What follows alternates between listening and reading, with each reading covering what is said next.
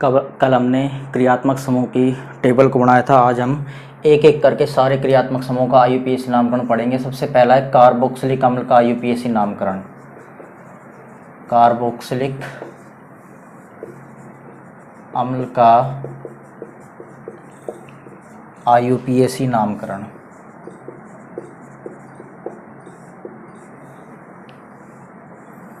Carboxylic अम्ल का IUPAC नामकरण। तो सबसे पहले देखते हैं कार्बोक्सिलिक अम्ल जो होता है उसका अनुलग्न क्या होगा, पूर्वलग्न क्या होगा और उसका सूत्र क्या होता है। अनुलग्न होता है कार्बोक्सिलिक अम्ल का ओइक अम्ल। अनुलग्न क्या होता है, जो शब्द के बाद लगाते हैं। और पूर्वलग्न क्या होता है, पूर्वलग्न होता है कार्बोक्सी। और इसका सूत्र होगा COOH। या इसकी अगर संरचना बनाए तो क्या होता है, C+OH। ये इसका अनुलग्न है, पूर्वलग्न है और संरचना सूत्र है इसका। तो इसके भी कुछ नियम है। सबसे पहला नियम क्या होगा, नामकरण का सबसे पहला नियम क्या होता है, सबसे लंबी कार्बन श्रृंखला का चयन है। तो सबसे लंबी कार्बन श्रृंखला का चयन, लेकिन किस कार्बन श्रृंखला का चयन करेंगे लंबी, जिसमें क्रियात्मक समूह आए, जिसमें क्रियात्मक समूह आए।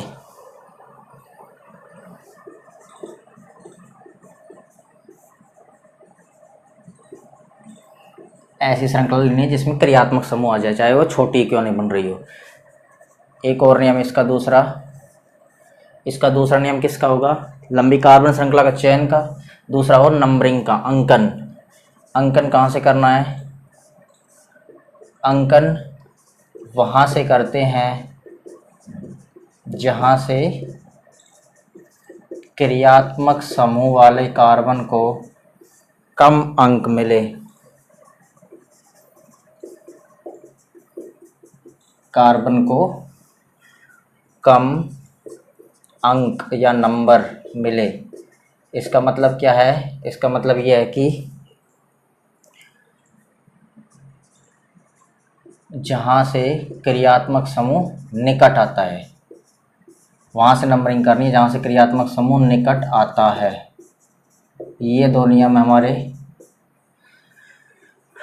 सबसे पहला नियम है सबसे लंबी कार्बन श्रृंखला का चयन करना जिसमें क्रियात्मक समूह आए। दूसरा नियम होगा अंकन का, वहाँ से अंकन करते जहाँ से क्रियात्मक समूह वाले कार्बन को कम नंबर मिले, कम अंक मिले। या इसका मतलब क्या है, जहाँ से क्रियात्मक समूह निकट आता है वहाँ से क्या करते हैं, हम वहीं से नंबरिंग करते हैं। तो देखो इसमें सबसे पहला एग्जाम्पल, सबसे सिंपल एग्जाम्पल लेंगे। ये तो क्या होता है, अम्ल समूह C+OOH या COOH। अब इसकी एक फ्री संयोजकता होगी, कार्बन की 4 होती है, 1 2 3 और ये चौथी होगी। इस पर सबसे सिंपल क्या जोड़ देंगे, सबसे पहले हाइड्रोजन सबसे सिंपल छोटा तत्व होता है। तो देखो इसमें एक कार्बन है, एक कार्बन है ओनली। एक कार्बन क्या बोलते हैं, मैथ। क्या बोलेंगे, मैथ। सिंगल बॉन्ड है, कार्बन कार्बन एक ही है तो सिंगल बॉन्ड ही होगा। तो क्या लिख देंगे, एन, मैथेन बन गए। और लास्ट में अनुलग्न लगाते हैं। इस लास्ट में अनुलग्न क्या है, जो शब्द के लास्ट में लगे। मैथेन क्या शब्द है, इसके लास्ट में अनुलग्न लगेगा तो ओइक अम्ल है, तो इसका प्लस ओइक अम्ल, मैथेन प्लस ओइक अम्ल। तो इसका नाम क्या हो जाएगा, मैथेनोइक अम्ल। इसका IUPAC नेम है। मैथेनोइक अम्ल क्या है, इसका IUPAC नाम है इसका। और इसका जो सामान्य नाम होता है उसको बोलते हैं, सामान्य भाषा में बोलते हैं HCOOH को फॉर्मिक अम्ल। इसको ध्यान रखना है, अंडरलाइन करना है और इसको ध्यान रखना है। फॉर्मिक अम्ल का सूत्र क्या होता है, HCOOH। ये हमारा हो गया पहला एग्जाम्पल। दोबारा से देखो, एक कार्बन है, एक कार्बन के लिए मैथ लगाया। कार्बन कार्बन देखना, कार्बन एक है तो एन ही लगेगा, एन बन गया। मैथेन प्लस क्या लगाएंगे, ओइक अम्ल, अनुलग्न लगाना ओइक अम्ल, तो क्या बन गया, मैथेन ओइक अम्ल, मैथेनोइक अम्ल। या इसको सामान्य भाषा में क्या बोलते हैं, फॉर्मिक अम्ल भी बोला जाता है। दूसरा एग्जाम्पल इसका, अब देखो COOH की जगह सी डबल बॉन्ड हो OH और H की जगह लगा दिया CH3 ग्रुप। अब देखो दो कार्बन की श्रृंखला बन रही है, नंबरिंग कहाँ से करेंगे, जहाँ से ग्रुप नज़दीक आए तो ग्रुप यहाँ से 1 नंबर पर आएगा तो इस कार्बन को 1 नंबर देंगे, इस कार्बन को 2 नंबर देंगे। तो दो कार्बन क्या बोलते हैं, एथ। कार्बन कार्बन के बीच में सिंगल बॉन्ड है तो एन, एथेन प्लस क्या लगाना है, ओइक अम्ल, ओइक अम्ल। तो इसका नाम क्या हो जाएगा, एथेनोइक अम्ल हो जाएगा इसका IUPAC नेम, एथेनोइक अम्ल। या इसको जो सामान्य भाषा में बोलते हैं वो ध्यान रखना है, इसको बोलते हैं सामान्य भाषा में एसिटिक अम्ल। क्या होगा, एसिटिक अम्ल, इसको ध्यान रखना है। और फॉर्मिक अम्ल और एसिटिक अम्ल को सामान्य भाषा HCOOH का सामान्य भाषा में क्या होता है, फॉर्मिक अम्ल, और CH3COOH का एसिटिक अम्ल। इसको मैथेनोइक अम्ल बोलते हैं, इसको एथेनोइक अम्ल बोलते हैं। अगर सामान्य इसका नाम देखें, IUPAC नेम किस तरह से करते हैं कार्बोक्सिलिक अम्ल का, तो सीधा सा है एल्केनोइक अम्ल की फॉर्म में, एल्केनोइक अम्ल, एल्केनोइक अम्ल के रूप में इसका IUPAC नेम करते हैं। जैसे देखो ये क्या हो गया, एक कार्बन का एल्केन क्या होगा, मैथेन, तो मैथेनोइक अम्ल। दो कार्बन है, दो कार्बन का एल्केन क्या होगा, एथेन, तो एथेनोइक अम्ल। तीन कार्बन का प्रोपेनोइक अम्ल, ब्यूटेनोइक अम्ल, चार कार्बन का, ऐसे होते जाएंगे। ये हमारा दूसरा एग्जाम्पल हो गया। अब तीसरा एग्जाम्पल देखो,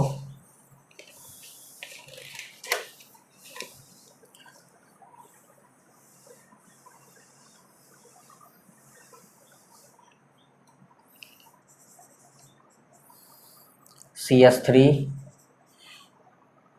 कार्बन, आगे COOH, इस पर क्लोरो ग्रुप और ब्रोमो ग्रुप। तो सबसे पहले सबसे लंबी कार्बन श्रृंखला का चयन करना है, तो ये कार्बन श्रृंखला सबसे लंबी होगी।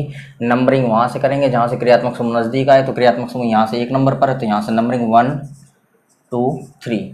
अब अल्फ़ाबेट से नाम लिखना है, ब्रोमो B से शुरू होगा और क्लोरो C से शुरू होगा। तो देखो सबसे पहले B का नाम ब्रोमो, 2 ब्रोमो, उसके बाद 2 पर ही क्या है, क्लोरो, 2 ब्रोमो 2 क्लोरो। तीन कार्बन क्या बोलते हैं, मैथ एथ प्रोप, तो क्या बोलेंगे, प्रोप। और सिंगल बॉन्ड है कार्बन कार्बन के बीच में तो एन, प्रोपेन। और 1 नंबर पर ओइक अम्ल है तो प्रोपेन 1 ओइक अम्ल, 1 ओइक अम्ल।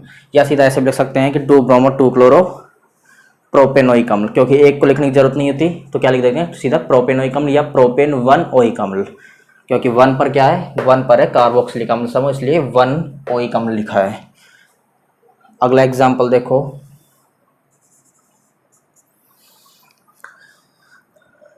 COOH कार्बन, इस पर हाइड्रोजन, कार्बन हाइड्रोजन और COOH।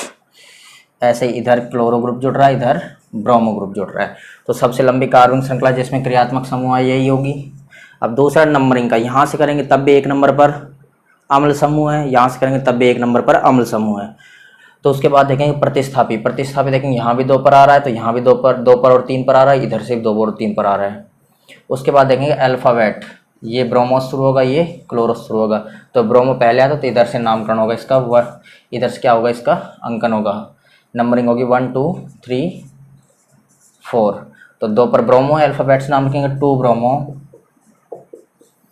3 पर क्या है, chloro, 2 bromo 3 chloro, total 4 carbon क्या लिखेंगे, ब्यूटेन, ब्यूट सिंगल बॉन्ड है सारे तो एन, ब्यूटेन। कार्बन कार्बन के बीच में सिंगल बॉन्ड तो क्या होगा, ब्यूटेन। एक तो 1 पर है COOH, एक पर है 4 पर है, तो क्या लिखेंगे, ब्यूटेन 1,4, क्योंकि 1 पर है और 4 पर है, 1,4 डाई, क्योंकि 2 पर है इसलिए डाई। और इसके लिए क्या लगाते हैं, ओइक अम्ल, तो क्या आ जाएगा, डाई ओइक अम्ल। ये इसका होगा IUPAC नाम, 2 ब्रोमो 3 क्लोरो ब्यूटेन 1,4 डाइओइक अम्ल। अगला एग्जाम्पल देखो,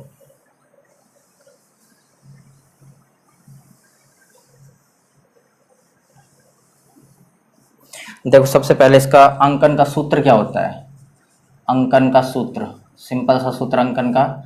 सबसे पहले क्या करते हैं, सबसे पहले अंकन नंबर किसको देते हैं, क्रियात्मक समूह को, तो सबसे पहले अंकन में क्या आएगा, क्रियात्मक समूह। क्रियात्मक समूह के बाद किसका नंबर आता है, क्रियात्मक समूह के बाद अगर डबल बॉन्ड और ट्रिपल बॉन्ड हो श्रृंखला में तो उसका नंबर आएगा, मतलब बहुबंध का नंबर आएगा। बहुबंध को क्या बोलते हैं? डबल बॉन्ड और ट्रिपल बॉन्ड को सम्मिलित रूप से बहुबंध बोला जाता है। अब इसमें भी मान लो दोनों अगर सेम नंबर पर आ रहे हैं तो सबसे पहले किसको देंगे? द्विबंध को। ये बताया था पहले, क्योंकि द्विबंध किससे शुरू होता है? ईन, ई से। और फिर त्रिबंध को, त्रिबंध किससे शुरू होता है? वाई से, आइन। तो अल्फाबेट में ई पहले आता है, वाई बाद में आता है। क्रियात्मक समूह बहुबंध, द्विबंध और त्रिबंध। उसके बाद प्रतिस्थापी समूह का योग देखेंगे। प्रतिस्थापी समूह का योग जहां से कम आए, कम आना चाहिए। उसके बाद अंग्रेजी वर्णमाला के अनुसार लास्ट में, अंग्रेजी वर्णमाला अनुसार मतलब अल्फाबेट से देखते हैं। ये हमारा अंकन का सूत्र होता है। सबसे पहले क्रियात्मक समूह को नंबरिंग देंगे। उसके बाद देखेंगे अगर क्रियात्मक समूह समान स्थिति पर आए तो बहुबंध को देखते हैं। जो पहले आएगा, द्विबंध पहले आएगा द्विबंध को, त्रिबंध पहले आएगा त्रिबंध को।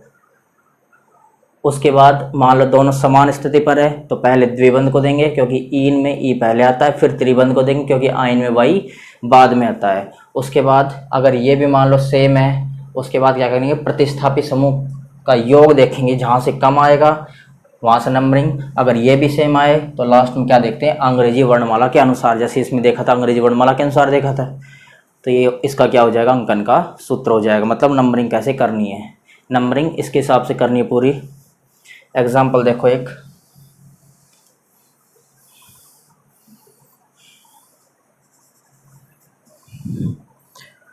COOH, carbon double bond carbon, triple bond वाला कार्बन हो गया ये। उसके बाद फिर से COOH को चाहे ऐसे लिख दो और चाहे ऐसे लिख दो, कोई फ़र्क नहीं पड़ रहा है, एक ही बात है। यहाँ पर ब्रोमो ग्रुप, इधर क्लोरो ग्रुप, ठीक है। ये होगा सबसे लंबी कार्बन श्रृंखला, ये होगी जिसमें क्रियात्मक समूह दोनों आ जाएंगे। ये क्रियात्मक समूह भी आ गया और ये भी क्रियात्मक समूह आ गया। उसके बाद क्या करना है? उसके बाद इसकी नंबरिंग करनी है। नंबरिंग कहाँ से करेंगे? जहाँ से क्रियात्मक समूह नज़दीक आए। देखो इधर से क्रियात्मक समूह एक पर, इधर से भी एक पर, तो दोनों सेम होगा। उसके बाद बहुबंध को देखेंगे जो नज़दीक आएगा। देखो यहाँ से द्विबंध 2 पर आ रहा है, 1 2, इधर से भी 1 2, ये भी त्रिबंध भी 2 पर आ रहा है।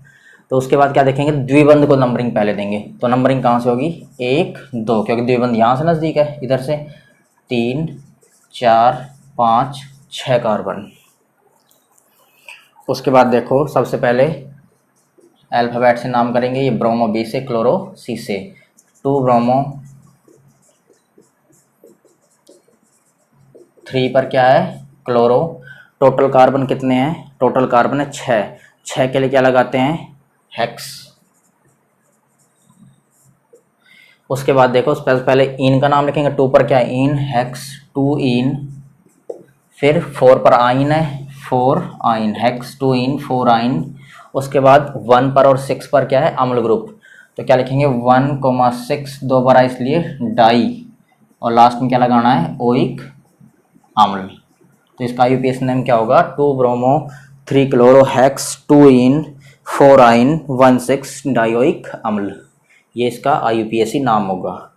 एक एग्जाम्पल और देखते हैं इसमें, लास्ट एग्जाम्पल। उसके बाद हमारा कार्बोक्सिलिक अम्ल का IUPAC नामकरण खत्म हो जाएगा। देखो COOH, single bond CH, carbon, इस CH पर Cl ग्रुप जुड़ रहा है, इस पर आयोडीन ग्रुप जुड़ रहे हैं, 2 आयोडो ग्रुप। उसके बाद CHNO2, CH पर क्या जुड़ रहा है? NO2 group. उसके बाद CH पर C2H5 ग्रुप। C2H5 क्या होता है? Ethyl group. Single bond CH, CH पर ब्रोमो ग्रुप, और आगे COOH। तो सबसे पहले सबसे लंबी कार्बन श्रृंखला जिसमें क्रियात्मक समूह आ जाएगा, ये होगी। उसके बाद नंबरिंग करेंगे तो यहाँ से भी 1 नंबर पर, यहाँ से 1 नंबर पर। दूसरा क्या देखेंगे? दूसरा बहुबंध देखेंगे। इसमें बहुबंध है ही नहीं, सारे क्या है? सिंगल बॉन्ड है। बहुबंध किसको बोलते हैं? डबल बॉन्ड और ट्रिपल बॉन्ड को सम्मिलित रूप से।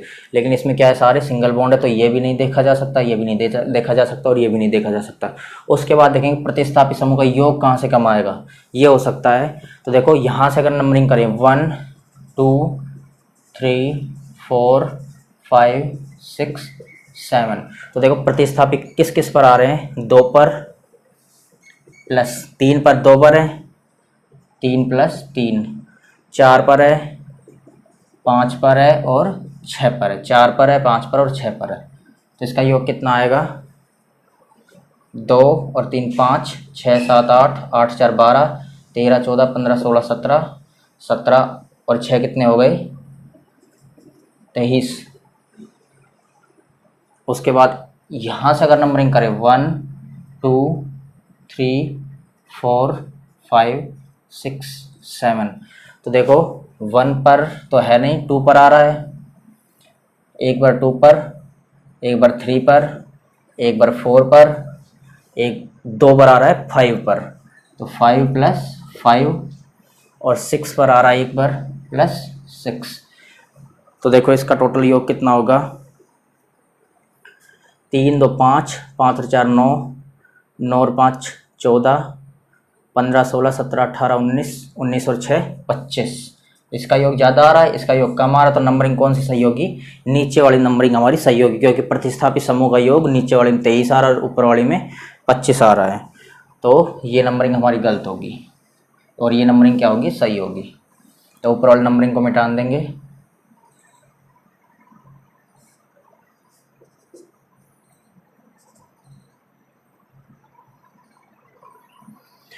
तो देखो इसका आईयूपीएस नाम सबसे पहले ब्रोमो का बी से शुरू होगा, एथिल ई से होगा, नाइट्रो एन से होगा, आयोडो आई से होगा, आयोडो आई से होगा और क्लोरो सी से होगा।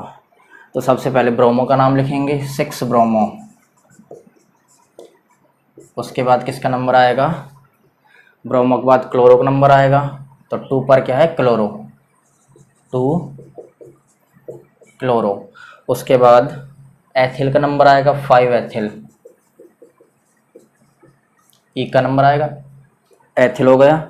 उसके बाद एथिल ई से शुरू होगा, उसके बाद नंबर आएगा आयोडो का 3 पर, 2 बार आयोडो है तो 3,3, 2 बार इसलिए डाई और क्या लगा देंगे, आयोडो। उसके बाद 4 पर नाइट्रो ग्रुप है, NO2 क्या बोलते हैं, नाइट्रो 4 नाइट्रो। उसके बाद टोटल कार्बन 7 कार्बन, 7 कार्बन क्या लिखते हैं, हेप्ट। 1 पर और 7 पर है, तो 1,7, 2 बार आया डाई, क्या है ये, ओइक अम्ल। तो इसका नाम क्या होगा, 6 bromo 2 chloro 5 ethyl 3 diiodo 4 nitro hept 17 dioic अम्ल। ये इसका आईयूपीएसी नाम होगा। तो ये हमारा पूरा कार्बोक्सिलिक अम्ल का आईयूपीएसी नाम खत्म हो गया। अगला नामकरण कल करेंगे, अगले वीडियो में करेंगे।